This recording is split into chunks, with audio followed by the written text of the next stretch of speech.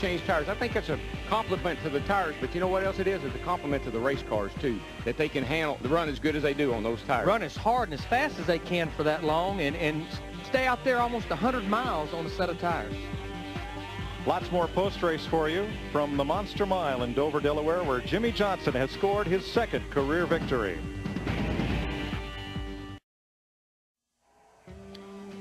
The top half dozen at Dover: Jimmie Johnson, Bill Elliott, Jeff Burton, Ryan Newman, Dale Jarrett, Jeff Gordon. Let's go down to Sprint Car Hall of Famer Dick Berggren. Thanks, Mike. When I got in Jeff Gordon's garage area, the crew member just came over and said, where are we in points? Where are we in points? And that's the first thing you had to say, too. Sixth place, good run. How important are the points to you right now? Well, it's a bittersweet finish for us today because, you know, we did do good in the points. The DuPont Chevrolet was really, really good. We had one set of tires that got us so far off and lost track position that we just never could regain it. But the great side to it was Jimmie Johnson, the 48 in that Lowe's Chevrolet. I just can't tell you how excited and proud I am of those guys and the effort that they're putting out there. I know exactly what they've got underneath that thing, and they're getting the job done, and they deserve to go to victory lane. So we're. What do you make of this? Why are they doing so well? A rookie team that's won now 2 races. Well, you know, we won a championship last year, and it's hard to change a whole lot when you've won a championship. You know, those guys are getting more aggressive with their setups, and they're doing some things that we're not. We know what they're doing, and that's kind of why, you know, you do a team like that is to learn from youth and guys that are willing to take more risks, and the risks are paying off for them. You know, typically you would think that those risks would hurt them in the long run points-wise, but it's not. Those guys are doing a great job, and we're going to have to start getting more aggressive with this stuff, aren't we? Well, Jeff Gordon wins as a car owner, 6th as a driver. To Matt. Dick, it looked like Ricky Rudd's luck was about to change. He qualified 7th, but with everyone else's misfortune, he moved to the pole. But Fatback, how frustrating to have the race lose for you and your guys on pit road. Yeah, I'd give all that other luck back to have back that little bit of luck at the end. We got a great pit crew, week in and week out. They're one of the best on pit road. Sometimes when you're that fast, things like this happen. It's very unfortunate, of course, that it happened. At the time it happened, because I feel like we had a good shot at it, him sitting out there on old tires and us with new tires. But, you know, we lost the race to the same car last year, Rusty, and we'll take it home, clean it up, and bring it back to the next over. How tough to hold back your emotions when you're so close to victory like that and have something that frustrating happen? Well, it doesn't pay to get too upset about it. I mean, you're going to get a little upset, but we go to Pocono next week. I think everybody remembers what we did to everybody last year at Pocono. Got a brand new car for there. Hopefully we can do that again. I think everybody certainly remembers when Ricky Rudd drove that 28 car to victory lane and gave Fatback another win in the win column. Guys? Thanks, Matt. The points turn upside down. Sterling Marlin has a bigger lead than he came here with. That's because Matt Kenseth fell back to 4th.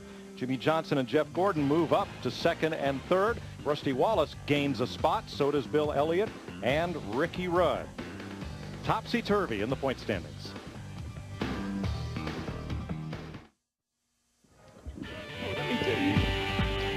Welcome back to Dover International Speedway, where Jimmie Johnson has won in a nail-biter. Bill Elliott closing fast at the finish. Everything changes in the top 10 in the closing laps. Here's Steve Burns on the right. All right, thanks, Mike. We're caught up with Terry Labonte. Now, a 15th may not look glamorous, but you raced hard today. Well, I tell you what, it was a pretty good run for us, and we struggled a little bit all week, really. Didn't have the best car all week. We made some changes on it this morning, and the guys on the Kellogg's team did a good job in the pits today, had good pit stops. We're able to stay on the lead lap there and, you know, got a 15th place finish, I guess. I got up under Sterling there in the last lap, and I got into him and knocked him sideways, and I checked up because I wasn't going to pass him like that. I let the 7 car get by me, but it was a good run for us. Encouraging for you? Well, I tell you what, this team is, I really think, you know, we're a whole lot better than we were a year ago, and I think that we've got some good tracks coming up for us, and got a few more new cars coming down the road here, so hopefully it'll be a little bit better than what we got. And I don't know, I feel pretty good about the second half of the year. All right, thanks, Terry. Let's go to Dick Berggren with Bill Elliott. Well, Bill Elliott started 2nd, finished 2nd. A terrific run today. How was the car? Well, we started out, we were okay at the first. We got a little loose there of the second set of tires. We tightened it up, and then we chased tight the rest of the day, and we never could get it exactly right. It wasn't bad, but just, you know, on a real long run, it gets so tight at the end. I just couldn't get the throttle up off the corner, and that's, you know, here you got to run up off, and you know, I was hoping the 48 would give up a little bit more there at the end, but I ran out of time. Nice job today. Congratulations on a great run, Bill Elliott. Dick, the sentimental favorite is always Kyle Petty. His last Winston Cup victory came right here at Dover back in 1995. And Kyle, if the caution had only come about 10 or 12 laps earlier, you might have been around there to finish to have a shot at the win. Well, we were on schedule. We did what we needed to do. We run in the top 5. First time I've seen my number on the scoreboard in a long time. So run the top 5 a little bit, run the top 10 with the sprint dodge, and everything was good for us. I felt like I ran over something or something happened. I felt like I had a tire going down, so I pitted, and then Kenseth had a tire come apart, I guess, and one of those deals, you get caught and you can't get it back up. But we had a car that was capable of running with the leaders today, and that's the first time in a long time. These guys did a heck of a job to come back and finish in the top 20, and that's pretty much the zone we need to be in. Kyle Petty gets closer and closer to scoring that long-awaited trip back to victory lane. Dick? I'm with Robbie Gordon, who also had a good day today. Finished 8th in his last run with the team he started the year with. How was your day? Well, we're going to stay with the same sponsor, obviously. Singular Wireless will be on the same thing, same race cars.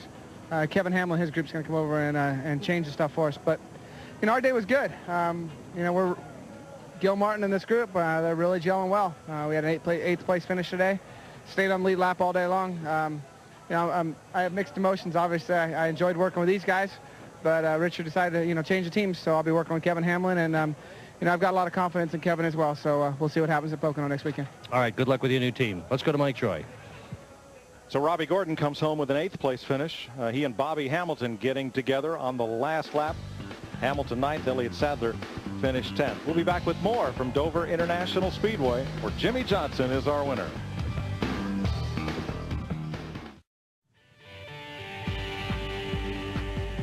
Welcome back to Dover, where the flags fly at half-mast. A valued member of the Dover Speedway family, Bob Harmon of Nashville, former promoter of the All-Pro Series and the Nashville Fairgrounds, passed away Thursday. Yeah, Uncle Bob down in Prattville, Alabama is actually, you know, where he is. That's where the funeral will be on Tuesday.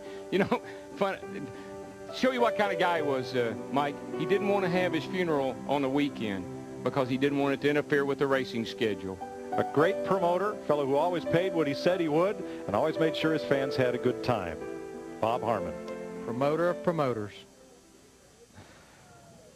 Let's check with Steve Burns with Dale Jarrett, who has finished 5th. Well, Dale Jarrett, you guys really struggled and fought today. Tell us about your afternoon. Well, I thought there with about 100 to go that we were going to be the car to beat. We'd run our way up to second and was catching the 48, but last 2 sets of tires, our car got really tight through the center, and that created making the extra pit stop there. We might have stayed out if the car would have been good, but just couldn't do that. And the last set was still tight through the center. And but we got a top 5. We made a lot of changes with this race car throughout the weekend. The pit crew did a fantastic job all day long. We made up spots in there every time. Todd did a great job there, and a young man named Jimmie Johnson doing a great job every week. And congratulations to him here again today. Dale, you touched on it a minute ago. You guys qualified 31st. You kept changing on the car. Is that encouraging to you to finish as well as you did? Yeah, it is. This is the kind of runs we need where we're competitive and we can make small adjustments. You know, when you're not competitive, you start doing things and making big changes and you don't know if they're going to work or not. So these are the kind of runs that we need, and we have the people to do it. We just have to continue to do it. Good job. Thanks. Well, guys, we continue to see great racing on the racetrack week in and week out. But to me, what's really interesting to watch is what's going on pit road. Strategy, 2 tires, 4 tires, in a lot of cases, just stay out. Yeah, it's an exciting time to be in this sport, to be a part of this sport, to be doing what we're doing. Because with the balance we have between the older drivers and the younger drivers competing against each other, who's going to come out on top? Who's going to be the race winner? Who's going to be the champion? Got a lot of questions to answer, and we're not even halfway through the year yet. And as usual, we can't wait for next week. Here's Chris Myers.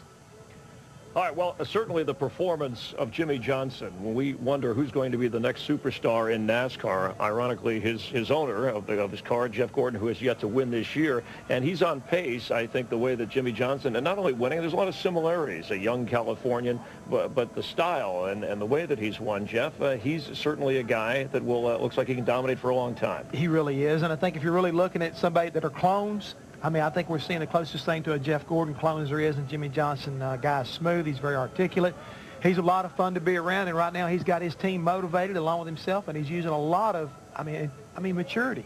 He's showing a lot of maturity. Not to take anything away from the kind of driver he is, because certainly the accolades, but a lot has to be said about Hendrick Motorsports and being in that position. And I guess the question could be asked, what if a Jeff Gordon was in his car, or Ricky Rudd? Would the results be different today? I think everything would be a lot the same. That's a great race car, and if you got a great race car driver, which Jimmie Johnson is, you're going to get good results. All right, and he is second in points, Jimmie Johnson. Jeff Gordon is third. Of course, Sterling Marlin, your points leader, as we look ahead to next weekend on the Fox Networks. Friday, Winston Cup qualifying from Pocono on Fox Sports Net. Saturday, Winston Cup practice on FX, followed by the NASCAR Busch Series from Nashville on FX.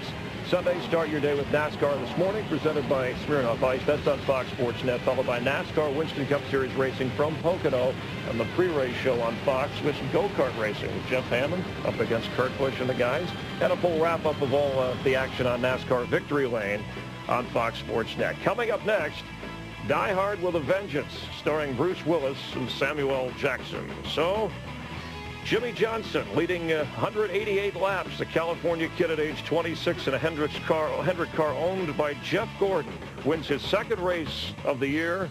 And we thank all of you for watching NASCAR on FX. We'll see you next week.